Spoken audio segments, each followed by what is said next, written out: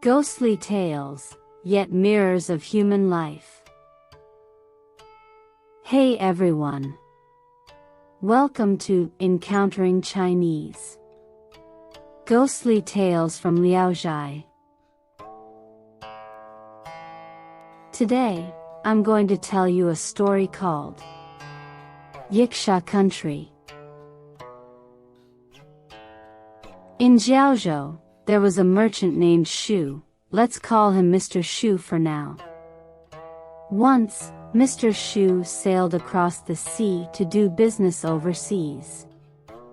During the voyage, the merchant ship encountered a sudden storm, and due to the intense storm, the ship lost control, drifting off course. After the weather cleared, Mr. Shu found the ship had drifted to a shore surrounded by vast and deep mountains and forests. Hoping to encounter local residents, he anchored the ship on the shore. Carrying dry provisions and cured meat, he disembarked. As Mr. Shu entered the deep mountains, he saw many caves of various sizes lining the cliffs on both sides. These caves were densely packed, resembling beehives, and faint voices of people talking could be heard from within. Approaching one of the cave entrances, Mr. Shu stopped and looked inside, only to find two yakshas. The teeth of these yakshas were arranged irregularly like a row of javelins, their bulging eyes flickering like lanterns. The two yakshas were using their claws to split open a live deer, and then they proceeded to devour it alive. Witnessing this, Mr. Shu was terrified, and he quickly ran downhill. Unfortunately, the yakshas had already noticed him. They immediately abandoned the deer meat and swiftly captured Mr. Shu, pulling him into the cave. The two yakshas began to speak, their voices sounding like bird cries and beast roars. They competed to tear apart Mr. Shu's clothes, as if they were about to swallow him whole. Frightened to death, Mr. Shu hurriedly took out the dry provisions and beef jerky from his pocket and offered them to the yakshas. Consequently, the two yakshas began to eat separately. They ate with great relish and, after finishing, started rummaging through Mr. Shu's pockets. He shook his hands to indicate he had nothing left. The yakshas, infuriated, attempted to grab Mr. Shu again. He pleaded, "Please let me go. There's a pot on my ship, and I can cook meat and vegetables for you." The two yakshas did not understand what Mr. Shu was saying and remained furious. Mr. Shu had to gesture and mime for a while before the yakshas seemed to grasp some of his meaning. Subsequently, the two yakshas followed Mr. Shu back to the ship, where he provided them with cooking utensils. They returned to their cave after the meal. Later, Mr. Shu gathered some firewood, lit a fire, and cooked the remaining deer meat for them. The two yakshas were exceptionally pleased. At night, the yakshas blocked the cave entrance with large stones, seemingly afraid that Mr. Shu would escape. He curled up at a distance, very afraid, believing that he would inevitably meet his demise. After daybreak, the two yakshas walked out of the cave, sealing the entrance as they left. After a while, the yakshas returned, carrying a deer which they handed over to Mr. Shu. Mr. Shu peeled the deer skin and fetched clear stream water from deep within the cave. He used several pots to cook the deer meat separately. Shortly after, more yakshas arrived, gathering together to enjoy the cooked deer meat. After finishing the meal, the Yakshas pointed at the pots as if expressing dissatisfaction with their size. 3 or 4 days later, a Yaksha carried a large pot on his back, similar to the ones commonly used by humans. From then on, this group of Yakshas would hunt wolves or deer from various places and hand them over to Mr. Shu for cooking. After the meat was cooked, the Yakshas would invite Mr. Shu to eat with them. As days passed, the Yakshas gradually became familiar with Mr. Shu. They no longer blocked the entrance when they went out, treating Mr. Shu like a family member. With time, Mr. Shu learned to understand the meaning of their words through the tone of the Yakshas' voices. He even imitated the way they spoke in the Yaksha language. The Yakshas were delighted, bringing a female Yaksha to be Mr. Shu's wife. Initially, Mr. Shu was afraid and kept his distance, but the female Yaksha took the initiative to express affection, and Mr. Shu eventually shared a bed with her. The female Yaksha was extremely happy, often leaving some meat for Mr. Shu to eat. Their relationship resembled that of a harmonious couple. One day, the Yakshas woke up exceptionally early, each with a string of pearls hanging around their necks. They went out one after another, as if welcoming an important guest. The Yakshas asked Mr. Shu to cook more meat. Curious, Mr. Shu asked the female Yaksha what was happening. She explained, "Today is the king of Yaksha country's birthday, known as the Festival of Longevity." The female Yaksha told the other Yakshas, "Mr. Shu still doesn't have a bone bead." So, the Yakshas each took 5 pearls from their own strings and gave them to the female Yaksha. She also removed 10 pearls from her own string, making a total of 50. The female Yaksha twisted wild hemp into a rope, threaded the pearls onto it, and then hung the pearl string around Mr. Shu's neck. Each pearl looked very precious, and if sold, each one could be worth nearly 100 taels of silver. After a while, all the Yakshas left the cave. Mr. Shu had just finished cooking the meat when the female Yaksha came to invite him. She said, "Hurry and come with me to meet the king." Following the female Yaksha, Mr. Shu entered a large cave. The cave was vast, about several acres in size. There was a large flat stone resembling a table, surrounded by stone benches. On the upper seat, a leopard skin was spread, and the remaining stone benches were covered with deer hides. 20 to 30 Yakshas sat in a circle. After a short while, a sudden strong wind blew, raising dust, and the Yakshas hurriedly ran out in panic. A giant monster arrived in response, resembling a Yaksha, and directly entered the cave.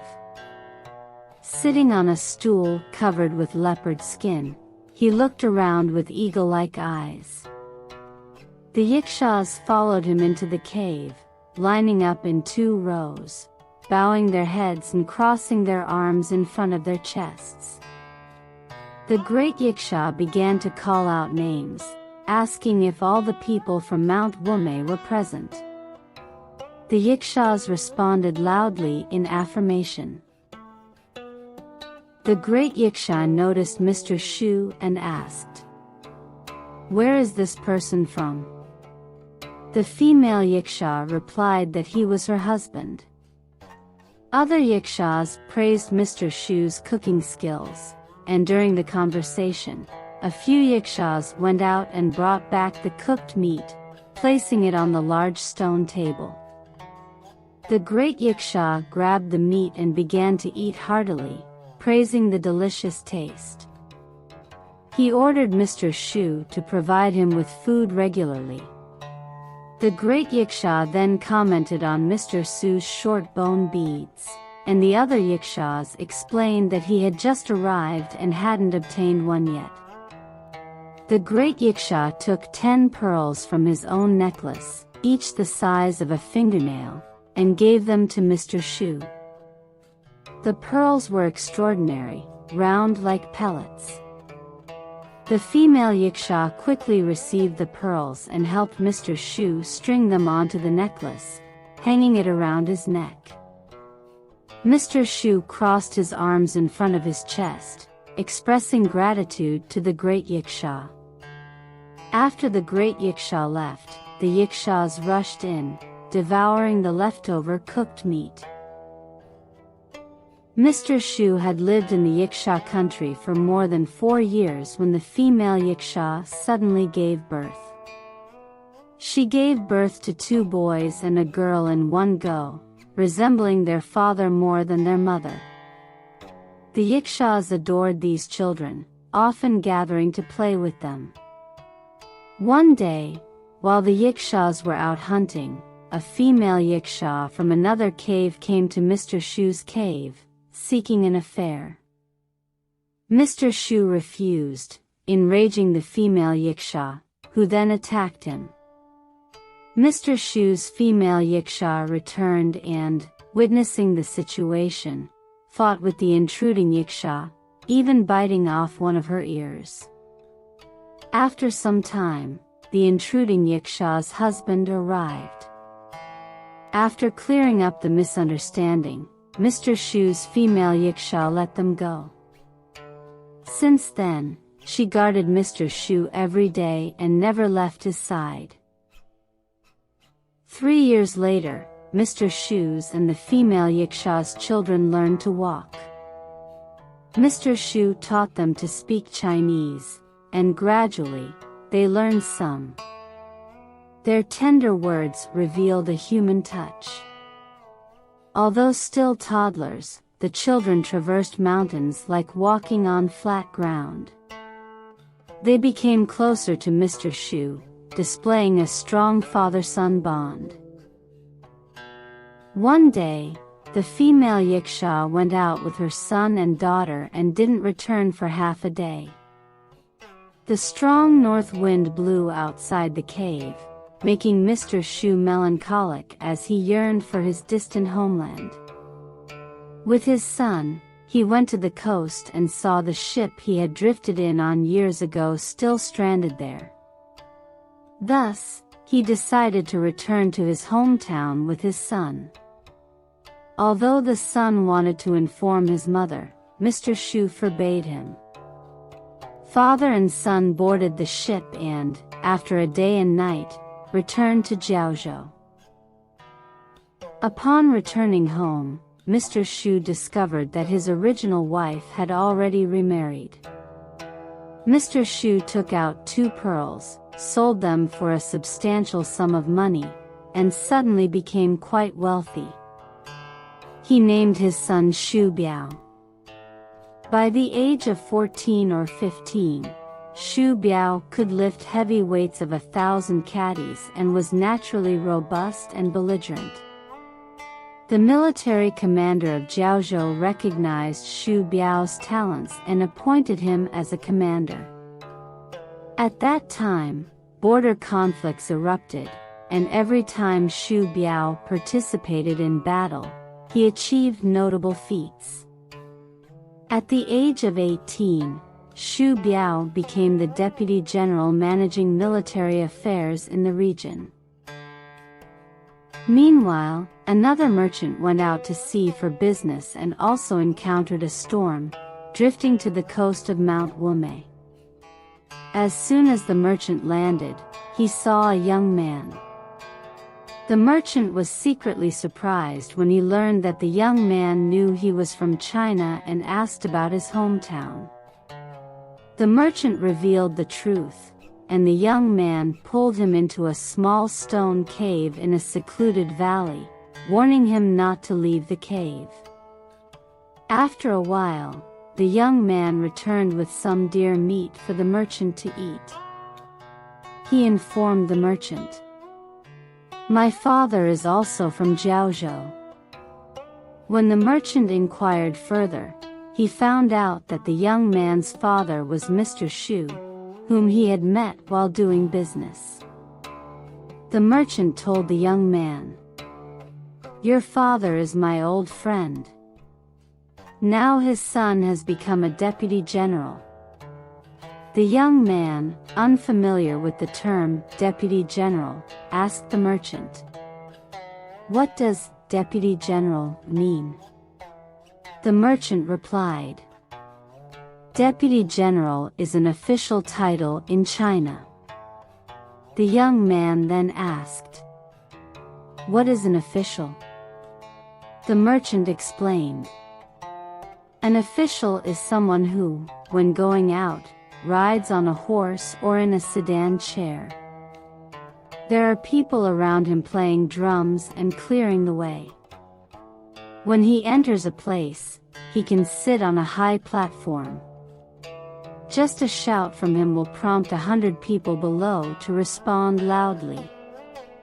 Anyone who sees him dares not look directly at him, let alone stand straight. Such a person is called an official." The young man admired it greatly. The merchant said, "Since your father is in Jiaozhou, why have you stayed here for so long?" The young man detailed the situation to the merchant, who advised him to return to his homeland in Jiaozhou. The young man replied, "I often think about it. But my mother is not Chinese, and her language and appearance are different from Chinese people. Besides, once our intention to leave is discovered by our kind, we will definitely face harm. So, considering it carefully, my mother and I can't make up our minds." Before leaving, the young man told the merchant, "When the north wind blows, I will come to see you off. Please deliver my message to my father and brother." The merchant stayed in the cave for nearly half a year. Sometimes, he would cautiously peer outside through the thorns at the cave entrance, seeing many Yakshas walking around in the mountains. He felt a great fear and dared not make any rash movements. One day, when the north wind howled, the young man suddenly appeared in the cave. He urgently took the merchant to the seashore. Before setting sail, the young man once again instructed the merchant, "Don't forget the matter I entrusted to you." The merchant promised. The young man placed some meat on the table in the ship, and the merchant sailed away from the coast. After the merchant's ship arrived directly in Jiaozhou, he went to the residence of Deputy General Xu Biao and shared everything he had seen and heard. Upon hearing this, Xu Biao was filled with sorrow and insisted on searching for his relatives. However, his father was worried about the strong winds and waves at sea, as well as the many demons and dangers in the mountains. He strongly advised against taking such a great risk, but Xu Biao remained deeply saddened. He pounded his chest, crying inconsolably, and Mr. Xu could do nothing to dissuade him. So, Xu Biao reported this matter to the commanding general of Jiaozhou. Subsequently, Xu Biao, accompanied by 2 personal guards, embarked on a sea journey. Unexpectedly, contrary winds obstructed the ship's normal course, and the vessel, losing its direction, drifted at sea for over half a month. Anxiously scanning the surroundings from the ship, Xu Biao found himself surrounded by boundless waters, a disorienting and perplexing sight with no discernible points of reference in any direction. Suddenly, a monstrous wave arose, capsizing their ship in an instant, and Shu Biao fell into the sea. Tossed by the rolling waves, he floated up and down, unaware of how much time had passed. It seemed as if something had seized him, dragging him to a place where he found several buildings. To his surprise, the creature rescuing him resembled a Yaksha. Speaking in the language of the Yakshas, Shu Biao engaged in conversation with the creature. Astonished, the Yaksha asked where he intended to go, and Shu Biao informed him that he wanted to go to Mount Wumei. The Yaksha joyfully exclaimed, "Mount Wumei is my hometown. I've offended you just now, please forgive me. But you've already deviated 8,000 miles from the old path to Mount Wumei. Continuing on this route leads to the Poison Dragon country, not the way to Mount Wumei." To make amends, the Yaksha found a boat and sent Shu Biao on his way. In the water, the Yaksha propelled the boat as if it were an arrow, swiftly covering 1,000 miles in the blink of an eye. After a night, the boat reached the north shore of Mount Wumei. From a distance, Shu Biao and the Yaksha saw a young man gazing at the sea. Shu Biao, aware that there were no humans on Mount Wumei, suspected that the young man might be his brother. As he approached, indeed, it was his brother. The two brothers held hands and wept bitterly. After a while, Shu Biao inquired about the well-being of their mother and sister. His brother informed him that they were both healthy and safe. Shu Biao expressed his desire to visit their mother and sister together, but his brother dissuaded him and hastily departed. Only then did Shu Biao turn around to express gratitude to the Yaksha who had helped him, but the Yaksha had vanished without a trace. Not long after, Shu Biao's mother and sister arrived. When they saw Shu Biao, they, too, burst into tears. Shu Biao shared his plans with his mother, who expressed concern, saying, "I'm afraid we'll be bullied in China." Shu Biao reassured her, saying, "As a government official in China, I hold a distinguished and honorable position. No one would dare to mistreat us." The family's decision to return to China was thus finalized. However, they were immediately faced with the challenge of sailing against the wind, making the sea crossing impossible.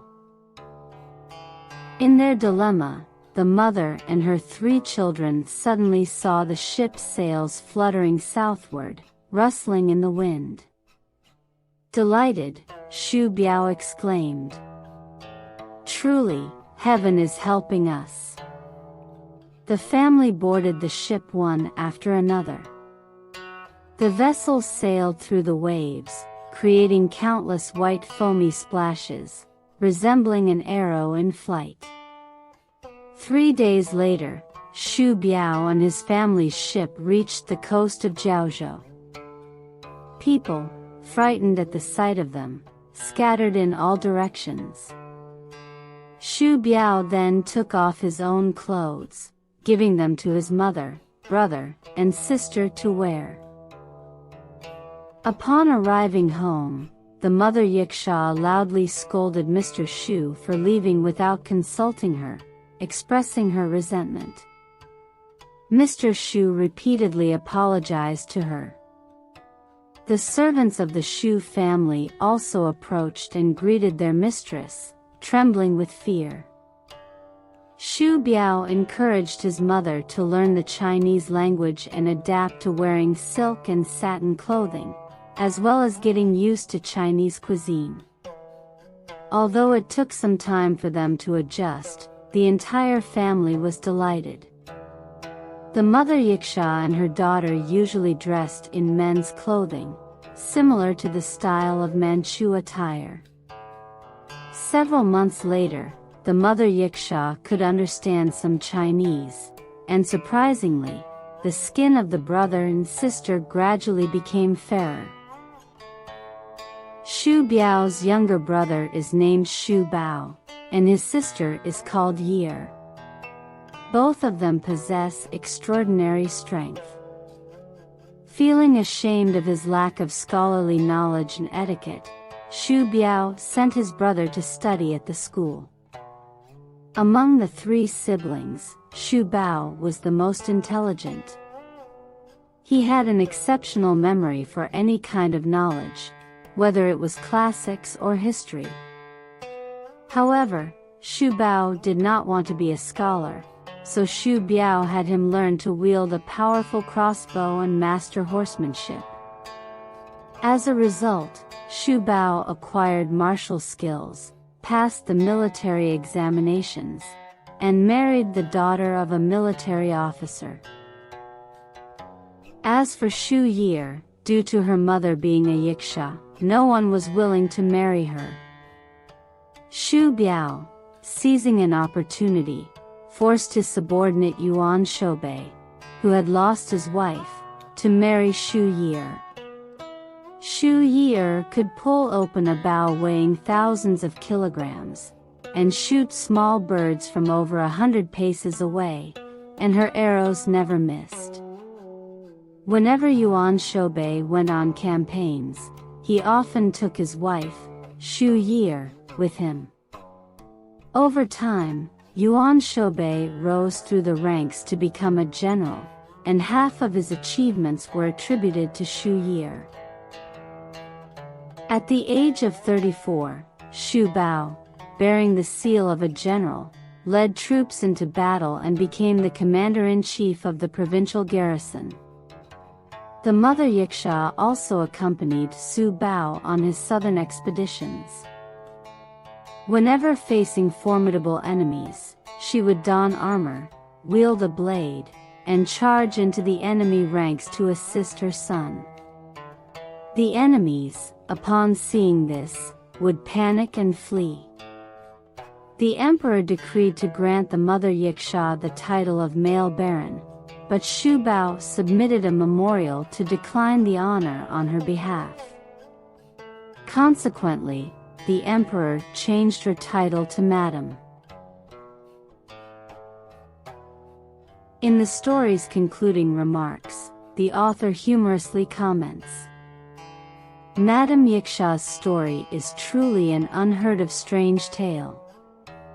However, upon careful consideration, it's not that unusual. Every household has a Yaksha mother lurking by the bedside.